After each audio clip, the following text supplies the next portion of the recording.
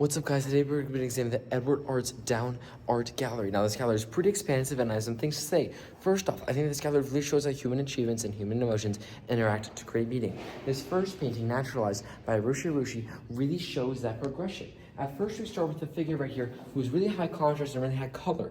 And then we move as down the line, the background gets more and more saturated, and the figure becomes more and more desaturated. As you can see here, we can barely see the figure in the very end. This relates to two big Russian art principles in the past, suprematism and realism. First off, suprematism by Malevich really focused on eliminating the human subject matter in order to make room for color and such. This shows the progression of a more saturated image that as we go along, we get a super saturated image at the end and barely a human figure. That eliminates that subject matter, which is exactly what Malevich did. It also relates to realism. In that same progression, we start with little to no rays of light over here, or we only have those clouds. And over here, as we can see that, oh my gosh, the light is reflecting off the clouds more. It's reflecting off the hills to create this contrast and a deeper color right here. And the flowers, it's showing much more bright flowers. It's showing that contrast in color. And then we come over here.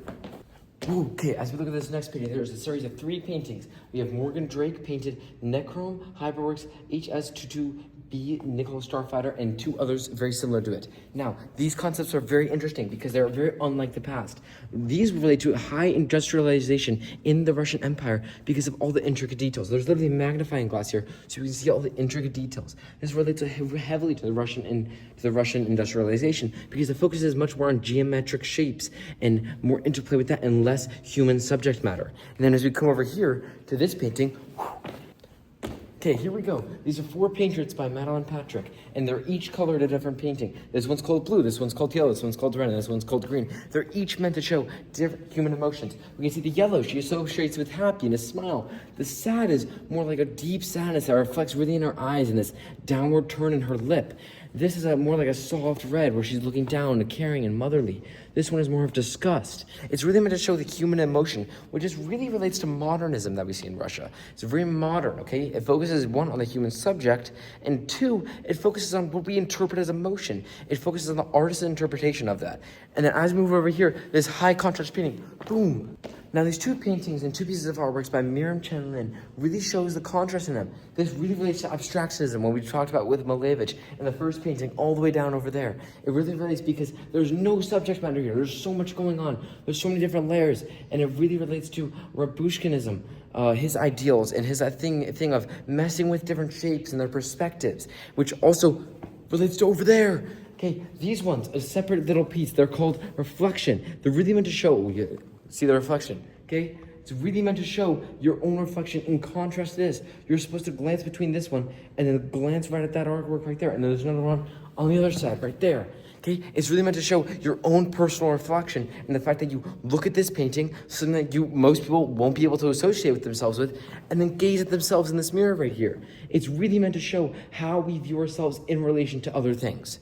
And as we go over here, in these 2 paintings by Kendall Havertz, they really relate to Natalia Gronkanova and her idea of messing with shapes and sizes. As we can see here in both of these, they really create a sense of depth. This piece of felt or whatever it is really hangs off the artwork and gives a sense of the depth to it. We really see the figure. These stuff in this sewing machine clearly are not the same size. They mess with the shapes and sizes. They mess with your proportions. They keep the colors somewhat similar, but they mess with the proportions of your eyes and they give stuff different meaning based off this stuff. One would think, okay, here's a fork, and here's a human statue. A statue are both included in these things, but they're given equal value based off of our achievements and as a human society. The sewing machine was a huge invention. The steamer, huge invention. The clock, a huge invention. All these things really in proportion to the figure because they are just as valuable as us humans because they give us so much meaning in our lives and because we need them so desperately. As we move over here to the dress. Okay, this dress by Liv Pong perfectly shows Rainism. I don't know if you could have a more perfect description of Rainism in daily life. There is literally a video playing constantly of her dancing in the sun, showing the rays of light reflecting off of this dress. In this dress, if you were just to show me this dress here, I'd be like, cool dress, doesn't really have a lot going on. But since you can see every single ray of light going off of these different petals in the sun, it just shows how Rainism depicts all these different lights and all how they different fracture. And just how, as an artwork, it's so important to depict light in its most accurate sense. And the most easy way you can do this is to eliminate subject matter. She quite literally doesn't have a head on this. She's just only doing the bare essentials just to show the stress. There's no arms, there's no head, there's only emphasis on the dress. And her dancing here, if she could eliminate herself, I'm sure she would. But the only reason why she's in here is to show how the petals dance off the rays of light.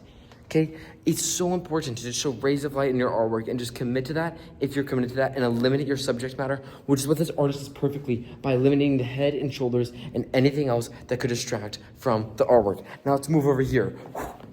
Boom, here we are. We are at Movement and Stillness by Anishwandi Ne. Now, what's really cool about these artworks is they relate so much to Russian industrialism, especially this one, Movement. There's so much going on here. There's so much tension created by the artwork.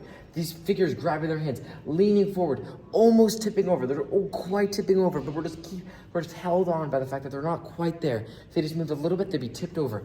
And in contrast, stillness here. Perfectly still. There's no movement at all here. It's perfectly resembling the old Russian idealisticness of having no movement whatsoever. When old Russians used to paint the nature and whatnot, it would just be a still image and just be nature. It seemed very calm. This is what this image gives me. It's a very calm image. Not a lot's going on here. And this is a more modern image. It shows more industrialization in Russia, because industrialization in Russia really showed how much movement was involved. It showed the steam-powered machines. It showed workers hammering away. There was a lot of action in those movements. And that's what we see here. We see so much action and movement with these characters and so much tension created by that. But we see none here. We see a stillness and a calmness. And these two contrasted give us meaning and give us introspection into where we are in our lives. Are we moving? Are we still? Where do we want to be? Where do we want to go? It gives us so many possibilities into introspection in general.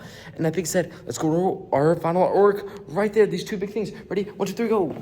Boom! And these two artworks by Lise Fanon show femininity today. We have a huge lipstick and a huge mascara bottle right here in front of us. Now, what she states is her meaning behind these two is that these two are meant to show modern femininity. And these two are often symbols of femininity movements by men saying, hey, women don't need makeup, they shouldn't wear makeup, these things should be removed from society. However, she boldly shows these two things right here. They literally could not be any bigger. They're in the middle of this artwork gallery. They are meant to literally be standing here, set in stone. They are meant to grab your attention. If you walk outside here, there's a main door right here, and there's a hallway over here. They literally grab your attention perfectly. They are standing in the middle of the walkway. Everyone's meant to see them walking by, and it's meant to grab attention. That's because these are a bold statement that femininity nowadays is here to stand and here to stay.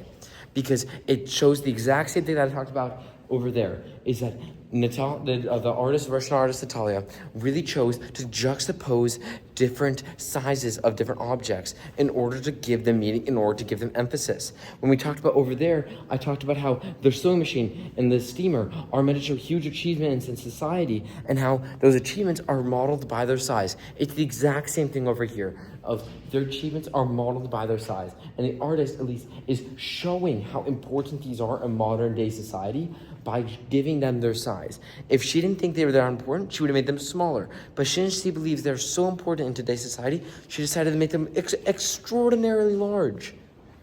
As a final summary to each of these, I want to give a quick summary, okay? Here we go. This first artwork that we examined, naturalization, really shows the Randism and separatism that we talked about. Over here, it's very similar. This dress really shows the Randism. It shows the human emotion that we talked about earlier, of how introspection is so important and that how we define ourselves. This artwork perfectly relates to the introspection, where we really examine where we are in our lives. Where are we moving currently? Are we still? Are we calm? These things right here, these two huge objects, really show human achievements. They show progress and modernism, femininity. It's the exact same reason over here. They show a steamer. They show a sewing machine. They show a clock. They show a lace. They show lipstick. Again, they show silverware and achievements that we have made as a humanity to come so far, and we have to celebrate those achievements and we have to be proud of them. We see a human emotion over here, each different color associated with a different emotion, really emphasizing, like Malevich said, the color aspect of an artwork and letting color shine through. This could not be a more perfect representation of that. And then we have kind of Russian industrialism over here, where it's really focuses on cubism and different shapes and the different, like, how they play into each other. There's no human form here. Just like cubism, they only purely show the shapes. And we come to our one of our artworks they examined, the last and final one. This really examines introspection and how we look at ourselves. We have something here, an abstract art that really no one can tell what it is. You only give meaning to what you see, and it draws the meaning out of the person. And when you draw meaning out of yourself, you go literally look at the freaking the mirror right here, where you can gaze at yourself and gaze at your reflection. Look at me in the background right there. You gaze at your reflection and at yourself to gain introspection on yourself after viewing this artwork. Each of these artworks plays into either the emotion of humans or the achievements that we have come and the modernness that we have come with these. It is so important to celebrate our achievements and our each own personal being. Thank you for listening. I hope you have a great day.